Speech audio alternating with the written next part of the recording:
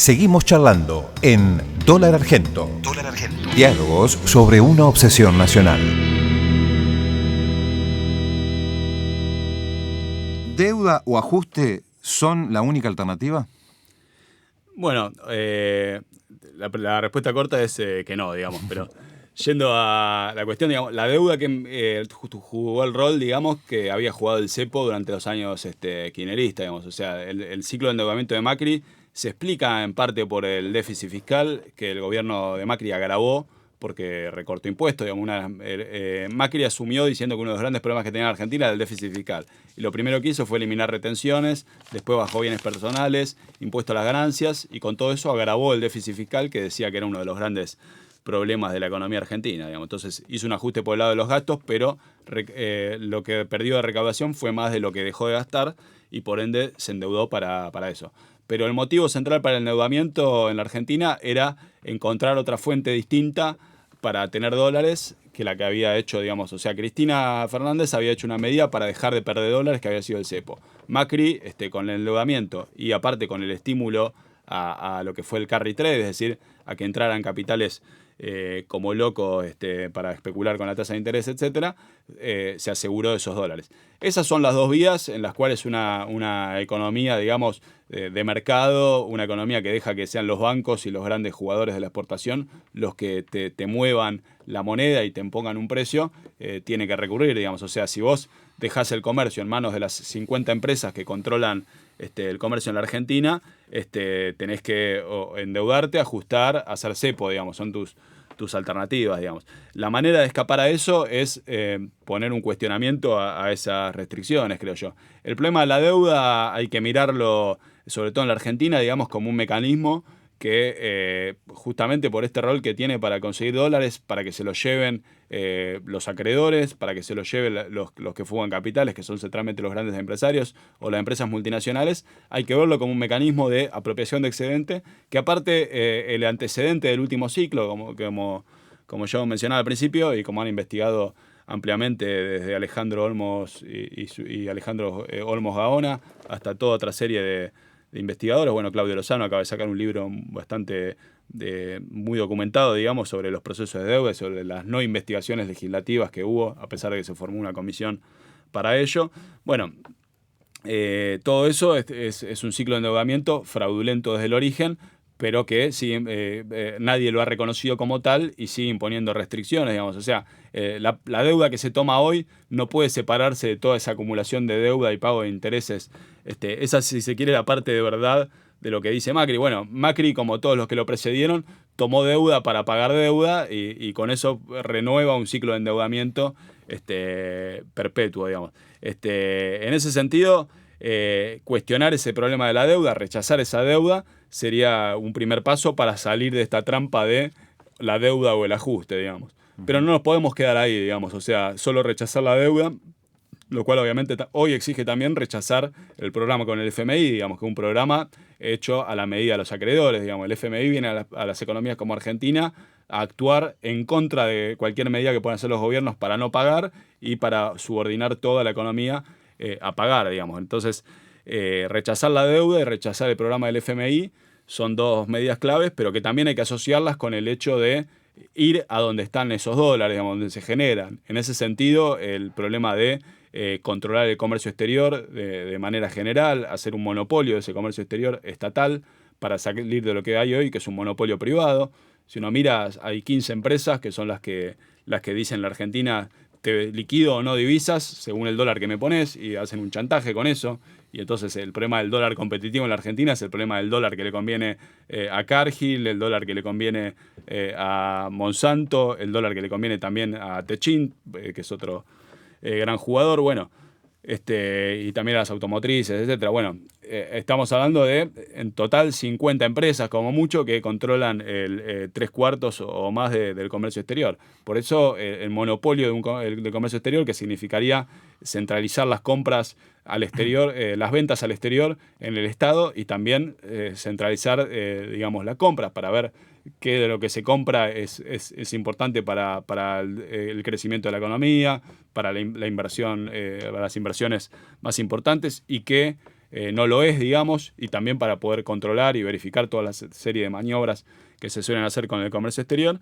Y junto con ello la nacionalización de los bancos, la formación de una banca pública estatal integrada que permita hacer lo que hoy los bancos no hacen, que es generar crédito, digamos. Porque hoy lo que están haciendo los bancos, si vos mirás la banca privada sobre todo, 3/4 de sus créditos, es decir, de lo que prestan, está prestado al propio Estado, al Banco Central, digamos. Están haciendo la timba de las LELIQs, que hoy les da ganancias enormes y mañana puede terminar en un desfalco a los ahorristas, como ya lo vimos con el plan Bonex en el 89, como lo vimos con el Corralito de otra forma, es decir, distintas variantes que son terminar haciendo que la crisis del sistema financiero, que es el paso último de esta crisis que hoy se esconde en las LELIQs y demás, lo terminen pagando los ahorristas. Y que sobre todo lo que hace hoy es que a los bancos le conviene dejar de prestar, dejar de generar crédito para participar de esa fuerte ganancia que le genera prestarle al Banco Central. Bueno,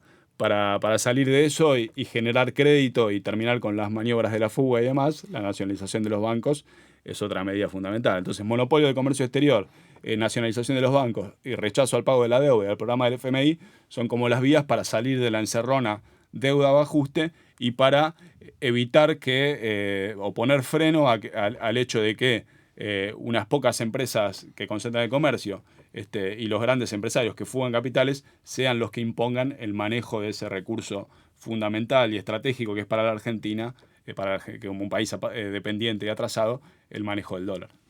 En tu libro haces referencia un poco a los modelos que toman los distintos sectores. Bueno, por un lado, el modelo que ha tomado los economistas del gobierno de Macri o los neoliberales que se referencian en Australia como modelo o toman el modelo de Chile. Y por el otro, los neodesarrollistas o sectores, el kirchnerismo, que se agrupan dentro del Frente de Todos, que han tomado a Portugal o a Alberto Fernández planteando el modelo uruguayo para desendeudarse o para afrontar la deuda con el Fondo Monetario Internacional. ¿Qué de mito y realidad hay en estas dos referencias internacionales que toman ambos sectores políticos? Bueno, cuando se habla de Australia o Chile o esas cuestiones, lo que se está diciendo es se los pone como modelos de un desarrollo, digamos. Se dice, Argentina si fuera más liberal, si atrajera la inversión, si tuviera políticas amigables a los mercados, si lograra atraer la inversión y desarrollar el capital de conocimiento y aprovechar sus recursos naturales y ser amigable a la inversión extranjera y todo eso, podría aumentar su PBI per cápita, digamos. Y en ese sentido se nos pone distintos modelos de países exitosos que se indaga que por algún otro motivo podrían tener que ver con la Argentina. Australia, porque tiene muchos recursos naturales y poca población, a pesar de que la densidad de población es muy inferior a la Argentina en ese sentido, y la dotación de recursos per cápita es mucho mayor. Y después Chile, porque está cerca, digamos, y porque es un país latinoamericano que se lo considera exitoso, digamos, a pesar de los altos niveles de desigualdad y el hecho de que los salarios son de pobreza para gran parte de la población, digamos. O sea, tienen un empleo más o menos formal, pero con salarios muy bajos. En ese sentido, son dos mitos, o son dos situaciones incomparables por distintos motivos. Por empezar, porque son países de distinto tamaño, como decía recién, de distinta dotación de recursos. O sea, Australia, por la densidad de población que tiene, mucho más baja en relación a los recursos que tiene una riqueza de petróleo, de gas, de recursos naturales que no tiene la Argentina, y aparte ha logrado canalizar inversiones hacia el conocimiento que digamos, hacia sectores dinámicos, digamos, a través de empresas asociadas, digamos, porque perteneció siempre al Commonwealth, está muy integrada no solo a Gran Bretaña, sino también a Estados Unidos. En ese sentido tiene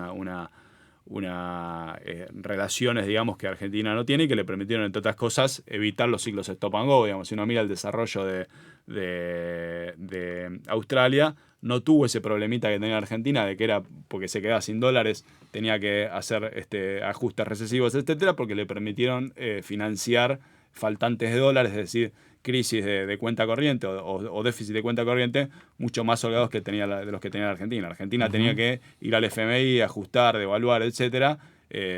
Australia pudo financiar de otra forma todo eso, y eso te generó toda una serie de diferencias históricas. Pero sobre todo no tiene sentido la comparación porque es un país que no tiene nada que ver, digamos. O sea, los dos tienen recursos naturales, pero hasta ahí llega la posibilidad de compararlos, digamos. En ese sentido, yo cito a Daniel Steingart, que es uno de los que de manera muy inteligente impugna la posibilidad de hacer ese tipo de comparaciones. Y con Chile, bueno, tampoco tiene nada que ver por el tamaño del país. Es un país mucho más chico, es un país donde también cambia mucho la relación entre el recurso que exporta, que aparte no son los alimentos, que ya eso te impone distintas condiciones, y aparte porque no tienen, o sea, es deseable desde el punto de vista de los grandes empresarios, a los cuales le bajaron los impuestos de manera muy fuerte, les liberalizaron la economía, les permitieron digamos, bajar salarios y avanzar sobre las condiciones de trabajo, pero no es deseable desde el punto de vista de las grandes mayorías, digamos. O sea, el modelo chileno es un modelo de mucha desigualdad, y de que, aparte, en las condiciones de Argentina, insisto, al tener otro tipo de componente exportador, al tener más industria que Chile no tiene, etcétera, no puedes compararlo. O sea, para parecerte a Chile tendrías que destruir el 30% de la economía argentina, más o menos. Entonces, en ese sentido, es una comparación imposible. Y después, bueno, cuando se habla de Portugal, Uruguay, lo que se está discutiendo es cómo se puede evitar los males que vienen con la crisis argentina y con las exigencias del FMI. Es decir, hablar de Portugal es decir, Argentina le podría decir no al FMI el año que viene. Digamos. Ese es como el mensaje que se toma del caso portugués, porque Portugal, ¿qué tuvo? Tuvo en 2011, entró en un programa con el FMI, que era no solo con el FMI, porque es parte de la Unión Europea, entonces era un programa con el FMI y con el Consejo Europeo, que es el gobierno europeo, y con el Banco Central Europeo, lo que se llamó la Troika. Bueno, tuvo un programa vigente con ellos que incluía ajustes muy fuertes, baja del gasto público, privatizaciones, baja de salario, una reforma laboral, y todo lo que ya conocemos y vivimos muchas veces en la Argentina. Todo esto para sanear, entre comillas, su economía para poder cumplir con los acreedores. Bueno, hay una especie de idea o relato de que en 2015 cambió el signo del gobierno, vino un gobierno del Partido Socialista que se unió al llamado bloque de izquierda, hicieron una política que se planteaba rechazar el ajuste, la austeridad, y empezaron a gastar, digamos. Y entonces el relato nos dice, este gobierno le dijo no al fondo, a la troika, y hizo una política que permitió salir del ajuste y la economía empezó a crecer. Hay varios elementos leídos de manera confusa, digamos, en este relato que se hace de la alternativa portuguesa. Por empezar, porque Portugal se graduó como mejor alumno del ajuste, digamos. O sea, Portugal en 2014 ya le habían dado por cumplido su programa porque había hecho con creces todo lo que se esperaba de Portugal, digamos. O sea, había privatizado, había bajado salarios, había suspendido el pago de aguinaldos durante varios años, había bajado de las jubilaciones, todo lo que se pedía, y más o menos, si bien seguía teniendo un alto nivel de endeudamiento, había bajado muchísimo el gasto, había mejorado su capacidad de repago de la deuda, y entonces le dieron el aprobado, le dijeron, vos sos el mejor alumno, ya está, quedás liberado, digamos. Entonces podía hacer en última instancia lo que quisiera, digamos. Entonces vino un gobierno en 2015 que dijo, bueno, yo voy a hacer otra cosa, digamos, pero no tenía la serie de condicionalidades que hoy tiene la Argentina, digamos, porque Argentina tiene firmado un programa con el FMI hasta 2021, que hoy está medio suspendido porque fracasó, pero que el 11 de diciembre, es decir, cuando haya un nuevo gobierno, el FMI va a venir, se va a sentar y va a decir, bueno, ¿qué hacemos? Digamos. Entonces, en ese sentido, la idea de el modelo portugués se topa con este problema de que acá el FMI va a seguir estando. Esa es una primera cuestión. La segunda es que a partir de ese momento lo que hubo fue una devolución de parte de lo que le habían sacado al pueblo portugués, pero otras cosas se mantuvieron vigentes, digamos. O sea, si uno mira, la reforma laboral sigue vigente, los salarios se devolvió una parte de lo que habían perdido, pero no es que recuperaron todo. El empleo es mucho peor, digamos, o sea, antes había un 6% de los trabajadores que ganaban el peor sueldo, ahora es un 20 y pico por ciento los que ganan el peor sueldo, lo cual te da una pauta de que cayeron en promedio todos los salarios. Y esa entonces es otra cuestión de que no es que hubo un cambio, o sea, hubo un cambio, pero que el cambio fue, te saqué muchísimo, te devuelvo una parte. Y la tercera cuestión es que si uno mira en relación a lo que se le pidió al pueblo portugués y lo que hicieron los gobiernos ajustadores, la Argentina todavía tiene pendientes varias cuentas, digamos. Por empezar, la reforma laboral, que la están pidiendo, si uno mira al jefe de la UIA, todos los días que habla con los medios, dice de una u otra forma que, aunque no sea por ley, quiere cambio de las relaciones laborales. Si no es por ley, será por convenio, pero lo quiere ya. Las jubilaciones, que Macri hizo una primera reforma en 2017, pero está pendiente una reforma más de conjunto. La baja del gasto público, digamos que ahora vamos a terminar con un déficit de un 1% más o menos este año. El gobierno de Macri dice que va a llegar a menos, pero lo más probable es que esté entre 0,5 y más bien 1%. Bueno, el año que viene quieren superávit del 1 o 2%, digamos. O sea, el ajuste que está pendiente ahí es altísimo todavía. En ese sentido, en los tiempos portugueses no estamos en 2015, sino más bien en 2012, 2013, es decir, con varios años de ajuste por delante. Después el otro país que anda circulando, en realidad hay varios, está Ucrania, está Uruguay, pero bueno, Uruguay es el último que tomó... En relación a la deuda. En relación a la deuda, que es eso, ahí es un modelo, si se quiere, de cómo se podría renegociar la deuda. Claro. Para no ir a Argentina en 2005, que fue una renegociación después del default con alguna quita, dicen, bueno, podemos hacer algo más amigable a los acreedores, como fue Uruguay, que Uruguay no hizo ninguna quita de capital, no cambió, digamos, la deuda que debía, sino que lo que hizo fue patearla unos años para adelante. Y durante esos años pagó más intereses, digamos, porque suspendió los pagos de capital, pero a cambio de eso fueron más años de pagar intereses. Bueno, eso es algo que lo puso Fernández como para hacer un gesto hacia los sectores financieros, así como el otro día, en el medio del debate, a pesar de que hizo muchos gestos, si se quiere, reformistas o de yo no voy a ajustar, voy a poner plata en los bolsillos y demás, pero en un momento dijo muy claramente los dólares los necesitamos para pagar la deuda, digamos, y lo dijo para que quedara claro que la deuda y los dólares para eso iba a ser una prioridad en su gobierno, digamos, aunque no ahondó en la cuestión.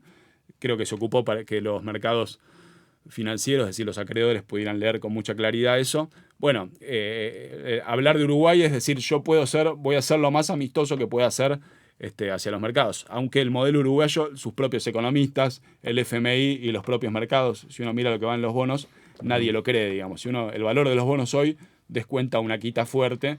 Por eso otro país que vuelve que está en la discusión es Ucrania, digamos. Que Ucrania hizo algo muy parecido a lo que hizo en la Argentina en 2005, pero lo hizo habiendo evitado el default previamente. También es difícil Ucrania, porque Ucrania tuvo un soporte geopolítico, porque era un país que estaba en medio de la disputa entre Estados Unidos y Rusia, y Europa y Rusia. El FMI fue muy benevolente, lo ayudó muchísimo, como ayudó a Macri, digamos que a Macri el FMI lo ayudó un montón, le dio una cantidad de plata que no le dio a muchos gobiernos en relación con la cuota del país y demás.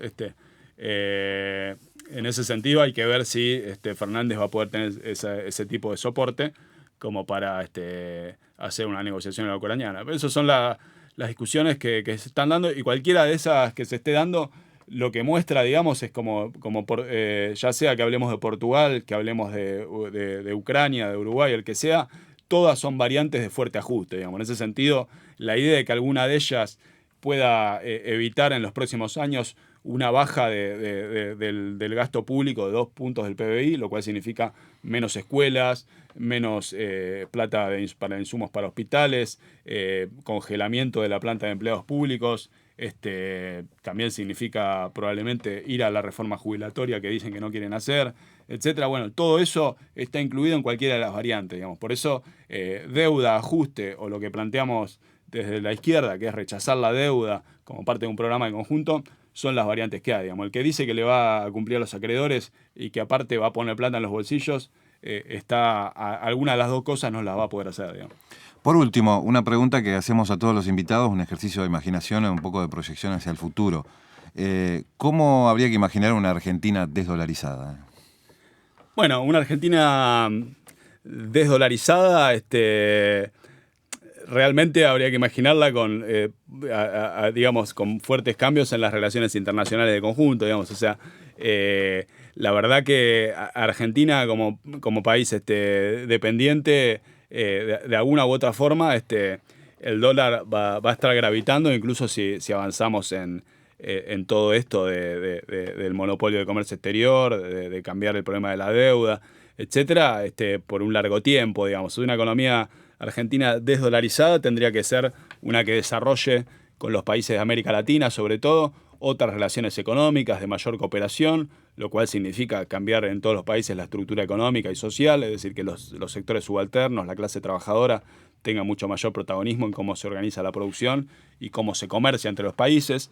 Es decir, que tendría que ser un protagonista en un cambio en las relaciones financieras también internacionales, es decir, crear canales alternativos al Fondo Monetario Internacional para poder hacer crédito y asegurar que haya un pool, digamos, que financie el comercio, que sea esquivando al dólar, digamos, lo cual requiere buscar otras alianzas y impulsar, digamos, la transformación de las relaciones de clase en todos los países, digamos. O sea, yo creo que una integración socialista entre los países de América Latina y con otros países podría ser una que avance hacia la desdolarización.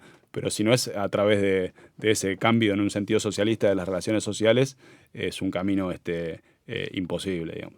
Gracias, Esteban. Gracias a ustedes.